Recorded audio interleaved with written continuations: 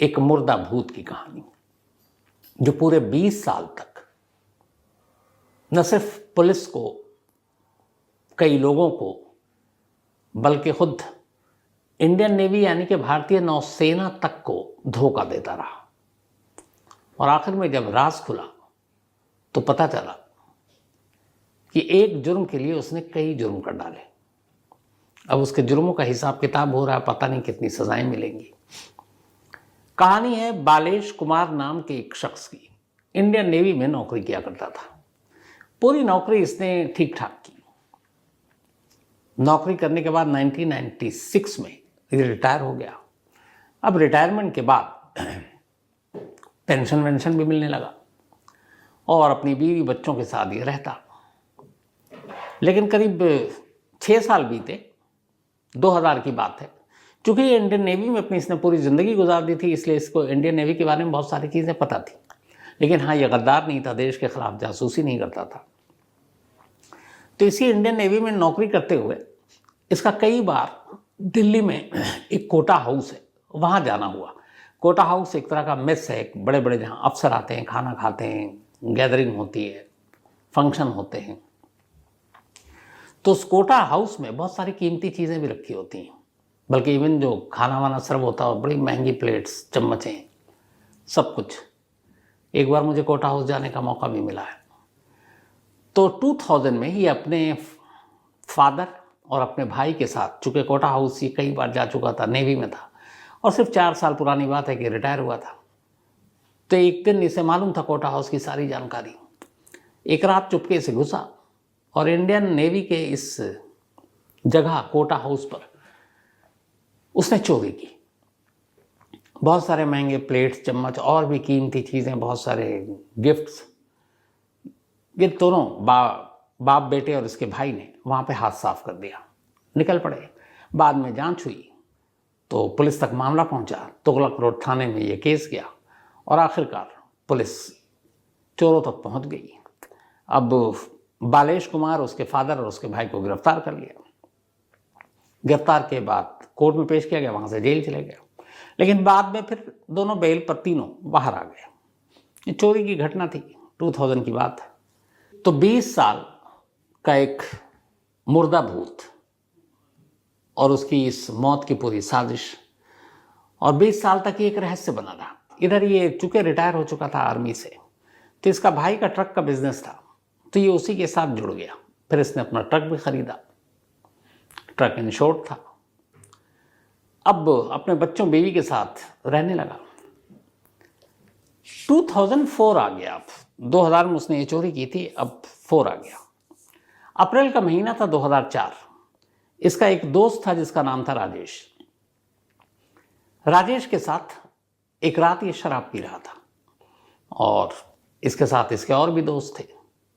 शराब के नशे में दोनों में झगड़ा हो गया। झगड़ा इस बात पे था कि राजेश को शक था कि बालेश कुमार का उसकी वाइफ के साथ रिश्ता है। इस झगड़े के दौरान बालेश कुमार ने अपने दोस्त राजेश कुमार को ऐसा मारा कि उसकी मौत हो गई, कत्ल हो गया। अब बाद में जो उसके दोस्त थे उसको तो पुलिस ने पकड़ लिया, लेकिन बालेश भाग गया। अब दिल्ली पुलिस इसे तलाश कर रही है, लेकिन कहीं हाथ नहीं आ रहा है। उधर उसको कोर्ट में पेश किया गया, दूसरे कातिल को। अदालत में मामला चलता रहा और मेन जो अक्यूज्ड है, इंडियन नेवी का रिटायर मुलाजिम, वो गायब, बालेश कुमार।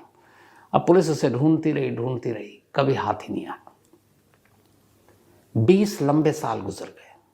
2004, अब ये 2023 है और अप्रैल के महीने से वो गायब था। और अब 2023, लेकिन बालेश कभी पुलिस के हाथ नहीं लगा। अचानक अभी लास्ट मंथ सितंबर के महीने में दिल्ली पुलिस के एक मुखबिर को एक खबर मिलती है। कहते, साहब एक कातिल को आप 20 साल से ढूंढ रहे हो, मैं जानता हूं वो कहां है। अब पुलिस ने कहा कि कौन है, कहां है। अब ये 20 साल पुराना केस, किसी को पता भी नहीं। इधर इस मुखबिर से पहले की कहानी ये है कि 20 साल हो गए और 20 साल के दौरान में एक कहानी ये आई कि राजस्थान के उदयपुर के पास एक ट्रक में आग लग गई। और उस ट्रक में 2 लोग सवार थे, दोनों मर गए। लाश ऐसी जली थी कि दूर दूर तक कोई शिनाख्त नहीं कर सकता था, लेकिन ट्रक बालिश का था। पुलिस ने बुलाया, राजस्थान पुलिस ने, बालिश के रिश्तेदारों को। बालिश के फादर पहुंचे, वहाँ मुर्दा घर में लाश दिखाई गई। उन्होंने जो पहचान में भी नहीं आ सकती थी लाश, उनमें से एक लाश को देखा और कहा कि ये मेरे बेटे बालिश की लाश। पुलिस ने कहा ठीक है, इसके बाद पर्चे वर्चे बने। अब बालिश का डेथ सर्टिफिकेट आ गया। डेथ सर्टिफिकेट लाने के बाद उन्होंने यहाँ पे पहले तो जमा किया, फिर भेजा इंडियन नेवी को कि एक हादसे में आग लगने से बालिश की मौत हो गई है। तो इंडियन नेवी का कुछ इंश्योरेंस का भी मामला था, पेंशन भी था। इंडियन नेवी ने करीब 20 लाख रुपए इंश्योरेंस के पैसे बालिश की बीवी को दे दिए। उसके बाद उसका पेंशन चालू हो गया, क्योंकि ऑलरेडी वो जो पेंशन के जो भी पैसे थे एक मुश्त, क्योंकि वो मर चुका था, वो भी मिल गए। उधर जिस ट्रक में आग लगी वो ट्रक भी इंश्योर्ड था। तो अब बालिश के घर वालों ने, उसकी बीवी ने इंश्योरेंस कंपनी को कांटेक्ट किया, डेथ सर्टिफिकेट दिया, वो ट्रक के भी पैसे पूरे के पूरे आ गए। तो मतलब कई लाख रुपए, करीब 30-35 लाख रुपए का सारे पैसे आ गए। और अब बालिश की वाइफ एक विधवा के तौर पर जिंदगी गुजार रही, उसके बच्चे धीरे धीरे बड़े हो रहे हैं। वो जो 2004 में राजेश का कत्ल हुआ था, पुलिस अब उस फाइल को भी भूल गई, क्योंकि उस दौरान में फिर घर वालों ने कहा कि जब आया कि भैया कहाँ हैं, कोर्ट में पेश करना है, उसको गिरफ्तार करना है, तो उन्होंने कहा वो तो मर चुका है, ये रहा डेथ सर्टिफिकेट। तो पुलिस ने भी फिर अपनी क्लोजर रिपोर्ट दाखिल कर दी।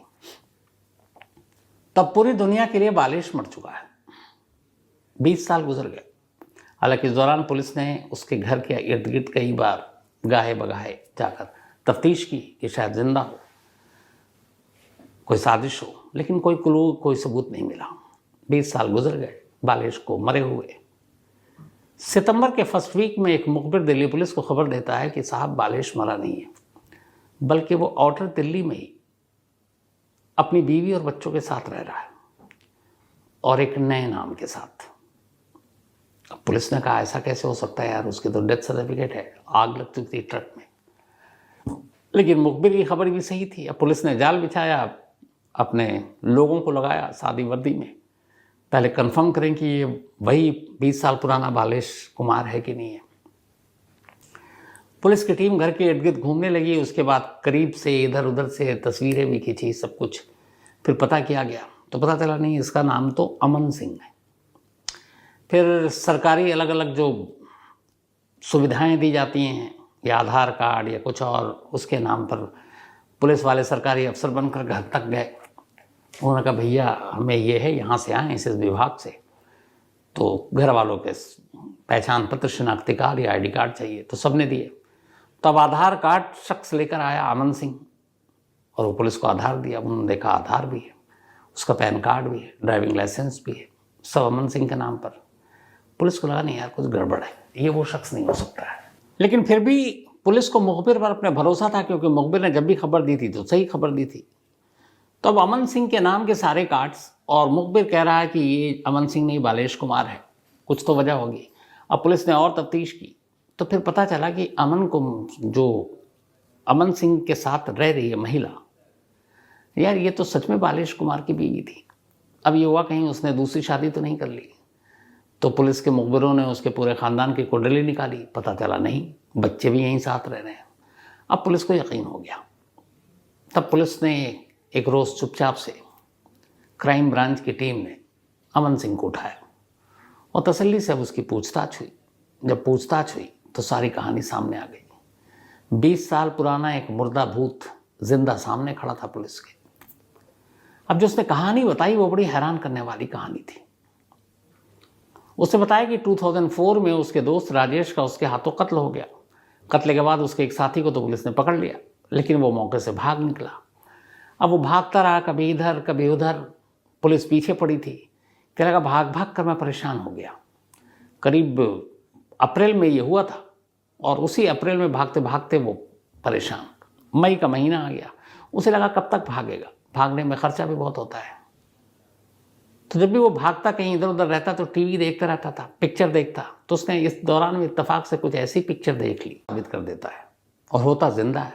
ऐसी बहुत सारी कहानियाँ हैं फिल्मों में। उसे आइडिया पसंद आया। उसने कहा कि अगर आपको मैं मुर्दा डिक्लेयर कर दूं तो फिर सारी चीज़ें बंद, सारी सरकारी सुविधाएं भी मिलेगी, पेंशन भी मिलेगा, इंश्योरेंस के पैसे भी मिलेंगे, और सबसे बड़ी बात यह कि जेल जाने से भी बच जाएंगे। लेकिन अब मुर्दा साबित कैसे करेगा? तो उसके ट्रक चला करते थे, और ट्रक राजस्थान, मध्य प्रदेश, यूपी हर जगह घूमता था। एक रोज़ शराब पीने के बाद उसके दिमाग में आइडिया आया कि क्यों ना फिल्मों को असली ज़िंदगी में उतार लें। बहुत सारे उसके ट्रक पे लोग मजदूर काम भी किया करते थे। तो इसके बाद उसने फैसला किया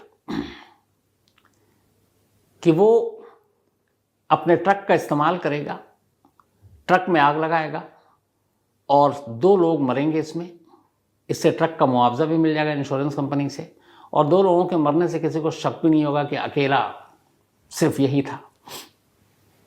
लेकिन अब 2 लोग मरें कौन? क्योंकि साजिश तो इसके दिमाग में चल रही थी। बहुत सारे मजदूर काम किया करते थे। इसने फिर 2 बिहार से आए हुए मजदूरों को चुना। ट्रांसपोर्ट नगर दिल्ली में गया और उससे कहा कि तुम्हारे लिए काम है, करोगे?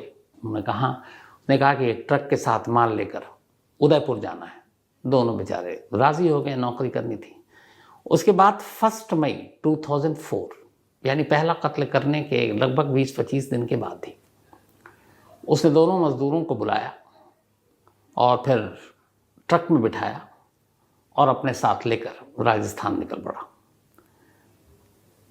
उदयपुर से करीब पहले एक जगह बिल्कुल सन्नाटा था, रात का वक्त, दूर दूर तक कोई इंसान नहीं। उसे लगा ये बेस्ट जगह है।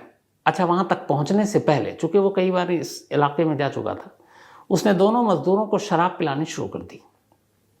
वो भी खुश, सफ़र था लंबा और वो खुद गाड़ी चला रहा है और ये बेचारे बैठे हुए हैं, तो उन्होंने कहा ठीक है। तो उसने जानबूझकर उनको खूब शराब पिलाई कि वो होश में ही ना हो। और उदयपुर से करीब आते आते वो सुनसान जगह, दोनों शराब के नशे में चूर लुढ़क गए। जब वो लुढ़के तब इसने उन दोनों के हाथ पैर बांध दिए। ट्रक के अंदर इसने बहुत सारे गत्ता रखा हुआ था जो आग तेजी से पकड़ती है। फिर एक सुनसान जगह चुनकर उसने ट्रक को किनारे लगाया और निकाला वही पेट्रोल, ट्रक में चारों तरफ छिड़का और ट्रक को बंद कर दिया। चूँकि जो केबिन होता है ड्राइवर का, वो वाला एरिया, ताकि वो अपने आप को बाहर ना निकाल सकें। इसके बाद आग लगाई और आग लगाने के बाद कुछ देर तक वहाँ रुका रहा और फिर खिसक लिया। ट्रक धू कर जल उठा। बाद में कुछ राहगीरों ने देखी, पुलिस को खबर की, पुलिस आई। अब एक सुनसान जगह पर फायर ब्रिगेड की गाड़ी और पुलिस को पहुंचने में भी वक्त लगा। तब तक सब कुछ जलकर खाक हो चुका था। पुलिस आती है तो ट्रक में कुछ नहीं बचा, लेकिन हाँ, तलाशी लेने पर 2 इंसानी लाशें दिखाई दी जो 100% जली हुई थी। उनको अस्पताल ले जाया गया। वहाँ की पुलिस ने उदयपुर की सारे रोजनामचे भरे, सारी रिपोर्ट लिखी। फिर पता चला कि ये ट्रक के नंबर और इसके थ्रू कि ट्रक किसके नाम पर है, तो दिल्ली में था। पता चला बालेश कुमार के नाम पर है। राजस्थान पुलिस ने कांटेक्ट किया, यहाँ से फैमिली गई तो उन्होंने कहा हमारा वो बालेश कुमार ही ट्रक लेकर गया था। हॉस्पिटल में उन्होंने कहा ये डेड बॉडी है 2। उसमें से एक डेड बॉडी को बालेश कुमार के पिता ने पहचान लिया कि ये मेरे बेटे की लाश है, जबकि लाश जली हुई थी। लाश उनके सुपुर्द कर दिया गया। डेथ सर्टिफिकेट मिल चुका था। उन्होंने अंतिम संस्कार कर दिया। वापस आने के बाद सबसे पहले उन्होंने डेथ सर्टिफिकेट पुलिस को दिया, दिल्ली पुलिस को, कि भाई जो कत्ल के सिलसिले में आप ढूंढ रहे हो उसकी तो एक्सीडेंट में मौत हो गई। पुलिस ने राजस्थान पुलिस से कांटेक्ट किया। उन्होंने कहा हाँ जी, ये ट्रक और इसी नंबर का। पुलिस कंफर्म हो गई, उन्होंने केस क्लोज कर दिया। अब वो डेथ सर्टिफिकेट के बाद उन्होंने ये सारी चीज़ें इंडियन नेवी को भेजी। वहाँ से इंश्योरेंस और पेंशन वो सारी चीज़ें हो गई। ट्रक वालों को भेजा, ट्रक के इंश्योरेंस के पैसे आ गए, सब बीवी के नाम पर। और ये अपना अब गुम हो गया, इधर उधर छुपता रहा। फ़ोन नहीं, आना नहीं। कभी कभार इसके बीवी बच्चे, जब वो भी बहुत कई साल गुजर गए, पहले से ही थी, चूँकि नेवी पे वो काम कर चुका था, उसे मालूम था, तो बिल्कुल उसने एक तरह से दूरी बना के रखी। वक्त बीतता रहा, कई साल बाद कभी कभी कहीं और मिलता, कहीं भेस बदल कर आता। अब जब 20 साल हो गए तब उसे लगा यार 20 साल में तो अब मैं बूढ़ा भी हो चुका हूँ। बूढ़ा तो पहले क्योंकि रिटायर हो चुका था, तब बहुत हुलिया बदल चुकी, सब कुछ चेंज हो चुका। तो उसने कहा कि अब तो कोई पहचानेगा भी नहीं, बाल सफ़ेद हो चुके हैं, दाढ़ी भी बढ़ी हुई है। तो बोला अब पुलिस भी भूल चुकी है, पूरा थाना ही कितनी बार बदल चुका, सारे अफसर बदल चुके, बल्कि जो उस वक्त SHO हुआ होता होगा वो अब DCP और पता नहीं क्या क्या हो गए होंगे, फाइलें भी कहीं धूल चाट रही होंगी। तो अचानक उसे लगा कि अब चलो घर वापस चलते हैं, अब ये केस दफन हो चुका है। और वो सिर्फ 2 महीने पहले जुलाई के महीने में दिल्ली आता है और एक अलग मोहल्ले में ले जाकर एक घर लेता है और उसी घर में फिर अपनी बीवी और बच्चों को बुलाता है और वहीं रहने लगता है। इत्तेफाक से एक मुखबिर उसको पहचान लेता है और वो मुखबिर पुलिस को खबर करता है और इस तरीके से ये केस खुल जाता है। अब इसमें उसके फादर ने क्यों उसकी लाश शिनाख्त की, ये सवाल था, लेकिन इसका जवाब कौन दे? इसका मतलब है वो कॉन्स्पिरेसी या साजिश में शामिल थे। लेकिन इत्तेफाक की बात है कि 2021 में उसके बाप की मौत हो गई थी, तो अब बाप इसमें शामिल नहीं हो सकता या उसको आरोपी भी नहीं बना सकते। लेकिन हाँ, बीवी हर चीज़ लेती रही, पेंशन से लेकर इंश्योरेंस के पैसे, और बीवी को मालूम था कि उसका पति जिंदा है, तो इसका मतलब है कि बीवी इस साजिश में शामिल थी। इसीलिए पुलिस ने न सिर्फ बालेश कुमार बल्कि अमन सिंह को गिरफ्तार किया, बल्कि इस साजिश में उसका साथ देने के लिए और उसके जिंदा होते हुए पुलिस से असलियत छुपाने के लिए उसके खिलाफ भी मुकदमा दर्ज किया गया और उसे भी गिरफ्तार किया गया। तो 20 साल बाद एक केस खुला। एक कत्ल को छुपाने के लिए एक शख्स ने 2 और कत्ल किए, मतलब कुल 3 कत्ल। और बदनसीबी से जो 2 लोग उसका शिकार बने, जो बेचारे रोजी रोटी की तलाश में दिल्ली आए थे बिहार से, वो उसकी इस साजिश का शिकार हो गए, जिन्हें पता तक नहीं था कि असलियत है क्या। तो ये थी कहानी उस 20 साल पुराने मुर्दा भूत की।